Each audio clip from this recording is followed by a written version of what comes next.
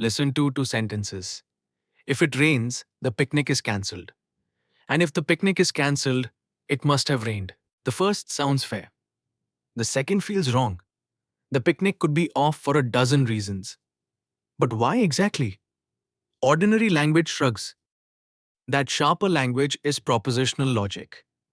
It turns sentences into formulas, gives each a precise meaning through truth tables, and lets us prove, not guess, what follows from what. Start with the atom. A proposition is any statement that is flatly true or false. It rains. The light is on. Nothing in between. We give each a letter P, Q, R. From atoms, we build bigger statements with exactly 5 connectives. Negation, not P. It flips the value. True becomes false. False becomes true. Conjunction P and Q. True only when both are true, otherwise false. Disjunction P or Q. True when at least one side is true, false only when both are false. And this or is inclusive. Both being true still counts. Implication. If P, then Q. The subtle one falls in exactly one case. P true while Q is false. Every other case true. And the biconditional. P if and only if Q. True precisely when the two sides agree, both true or both false. A connective's meaning just is its truth table. Every input combination and the output for each. Let's fill them in. Negation is the whole story in 2 rows. P true, not P false. P false, not P true. Conjunction and 4 rows now, since 2 atoms give 4 combinations, and is true in just the top row. Both true. Every other row false. Disjunction or the mirror image. True in every row except the last. Only when both are false does or give false. At least one true is enough. And the biconditional if and only if. True when the two sides agree, false where they disagree. Implication deserves its own moment. It trips up almost everyone. Here's its table, and we'll fill it a row at a time. Think of it as a promise. If P holds, then Q holds. Row 1. P true, Q true. The promise is kept. True. Row 2. P true but Q false. The promise is broken. You guaranteed Q and it failed. This is the one and only false row. Now the strange rows. Row 3 P false, Q true. Row 4 P false, Q false. In both, P never happened. So the promise was never tested. An untested promise counts as kept. Both are true. Hold on to that. A false premise makes an implication true, whatever the conclusion. It's why our second picnic sentence failed. The cancellation tells you nothing about the rain. Fix a truth value for every atom, and the whole formula gets one definite value. That choice has a name, an interpretation, or a model. With n atoms, there are 2 to the n of them. A formula is satisfiable if at least one model makes it true. Some assignment works. It's valid. A tautology, if every model makes it true. It cannot be false. And unsatisfiable, a contradiction, if no model makes it true at all. Two quick examples. P or not P is valid. True whether P is true or false. P and not P is unsatisfiable. Never true, since P can't be both at once. Now the payoff idea, entailment. We write KB entails alpha with the double turn style. In every model where the knowledge base KB is true, alpha is true too. No possible world satisfies KB yet breaks alpha. KB genuinely forces alpha. And here's the bridge back. KB entails alpha exactly when the single formula KB implies alpha is valid. A tautology. Equivalently, and this is what solvers actually use. Entailment holds when KB and not alpha is unsatisfiable.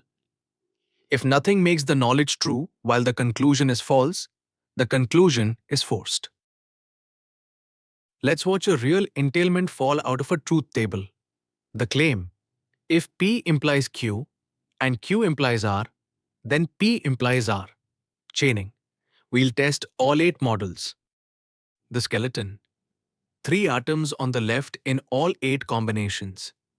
Then the 2 premises, then the conclusion P implies R. KB is both premises true together. Find the rows where P implies Q and Q implies R are both true. 4 of them highlighted. These are the models of the knowledge base. Now the only question that matters. In those 4 rows, look at the last column. P implies R. True, true, true, true. Every model of the knowledge base makes the conclusion true. No counterexample anywhere. No row with the premise is true and the conclusion false. So the entailment holds. In the other 4 rows where KB is false, the conclusion simply doesn't matter. A worked example in counting. How many of the 8 models make this true? A, or not B, or C? Don't grind all 8 rows. Use the shape. A disjunction is false only when every piece is false. So F is false only when A, not B, and C are all false at once. Pin down that false row. A false, C false, and not B false means B is true. A single assignment. A false, B true, C false. Exactly one row makes F false. Everything else makes at least one disjunct true. So the count is 8 minus that one false row. 7 models. F is satisfiable with exactly 7. And one identity we'll lean on next, shown by matching columns. Build P implies Q beside not P or Q, row by row. True, false, true, true. And not P or Q gives the very same column. Identical everywhere. So P implies Q is just not P or Q in disguise. Resolution needs that. Truth tables always work. But to the rows explode fast. Here's a proof method that never builds the table. Resolution. It works on clauses. ORS of literals, a literal being an atom or its negation. The one move. Find 2 clauses with a literal in one and its opposite in the other. Cancel that pair, merge what's left. That's a resolvent. We prove by refutation. To show KB entails the goal, add the negation of the goal and derive a contradiction, the empty clause, which means false. Reach it, and the entailment is proved. First, convert everything to clauses.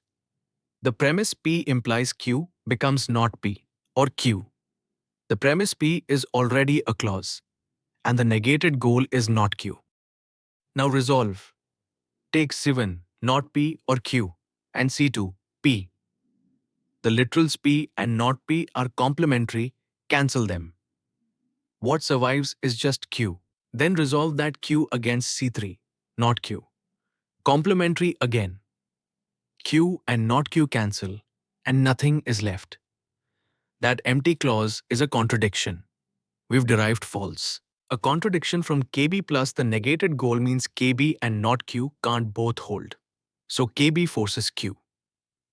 We've proved the entailment, modus ponens itself, without ever touching a truth table. Your turn. Here's a formula. P implies Q or Q implies P. Is it valid? True in every model? Pause. Build the 4 rows and decide before I do. Here's the table. Row 1, both implications true. So the OR is true. Row 2, P implies Q is false. But Q implies P is true. Still true. Row 3 is the mirror. And row 4, both true again. The final column is true. True, true, true, true. Never false. Because P and Q can't disagree in a way that breaks both directions at once. So yes, it's valid. A genuine tautology. If you got that, you're reading tables fluently. Trap 1, the classic. A false premise makes an implication true, no matter the conclusion. False implies anything is true, not undefined. True. Trap 2. Or is inclusive.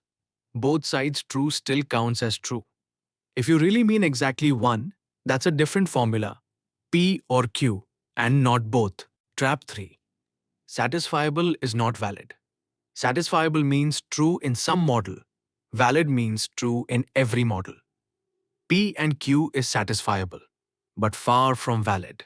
Trap 4. The turnstile is not the arrow. Implication builds one formula. Entailment is a relation between formulas, linked but not the same symbol. Let's lock it in. 5 connectives, and each one's meaning is nothing more than its truth table. Fix every atom, and you get a model. Across all models, a formula is satisfiable, valid, or unsatisfiable. KB entails alpha when every model of the knowledge base satisfies alpha. Equivalently, when KB and not alpha is unsatisfiable, and resolution turns that into a mechanical proof. Negate the goal. Resolve. Reach the empty clause. One honest limit. Propositional logic can't say every human is mortal, only fixed facts, one atom at a time. To speak of all and some, of objects and relations, we need predicate logic with quantifiers. That's the next step.